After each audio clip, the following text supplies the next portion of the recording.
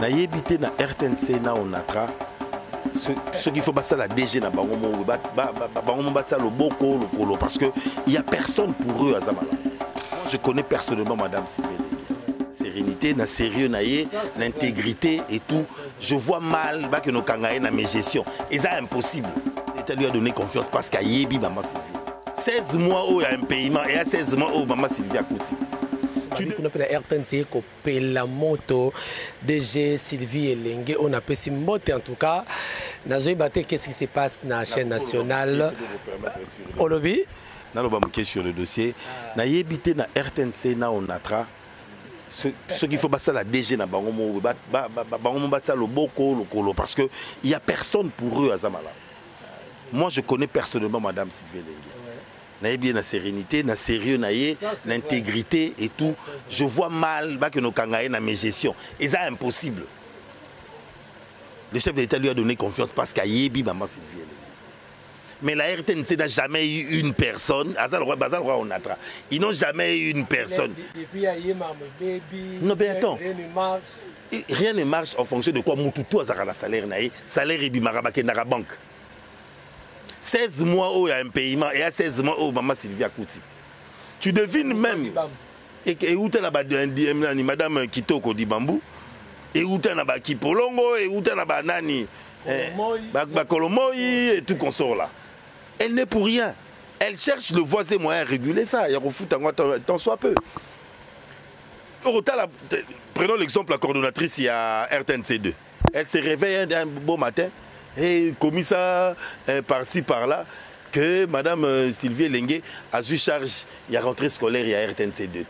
Entre-temps, RTNC2 a travaillé en autonomie. Ma publicité, banine naïe et tout qu'on sort là. Il y a la charge naïe. Ma province. La province, il y a charge, il y a rentrée scolaire à Jean Kouna. Il y a Kinshasa, on a une autonomie parce que à provincial. Mais il y a Kinshasa, au Senga national, et il y a appui. Entre-temps, tu as la charge nationale à Zanango. Et après, tu veux diaboliser, ou si tu as envie la place de maman Sylvie, tu veux créer mouvement. À la 2, c'est qui, coordonnatrice? Je ne maîtrise plus le nom. Vous comprenez? Pour créer un mouvement pour déstabiliser Madame Sylvie Lengue. Nous connaissons Madame Sylvie Lengue. D'après parce que Madame Sylvie Lengue très bien. Qu'est-ce qui est derrière tout ça, Neokomona? Moté Mamabe, Kindoki, Nabozaboulou. Les gens qui en vivent et qui arrivent.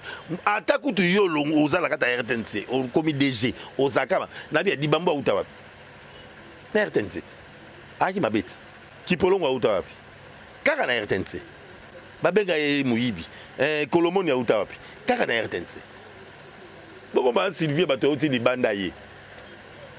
Donc, je ne sais pas. On retourne à ma confrère dans la RTNC. Tokende. Kokrito somba lokolo, loboko, moto, dibumu, maneni, je sais pas, tout le reste, tout ça la moutou yaguna bango batia DG. Parce que je me dis, avoir une personne à la tête de la RTNC, le coup à maman Sylvie, c'est une grâce. Na yebite so ayebi ko yiba $1. Na yebite so Sylvie Lengue.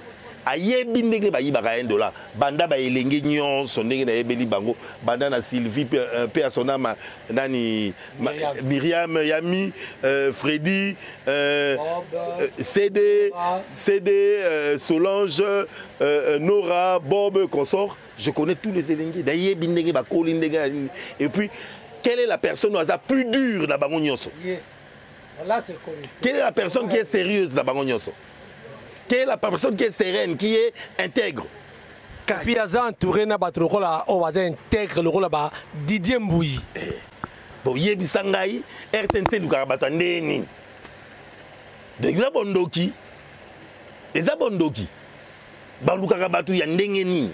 Ya modèle ya o balo bana ya lolenge nini? Merci beaucoup. Merci, madame, monsieur. Nous sommes arrivés à la fin de cette émission.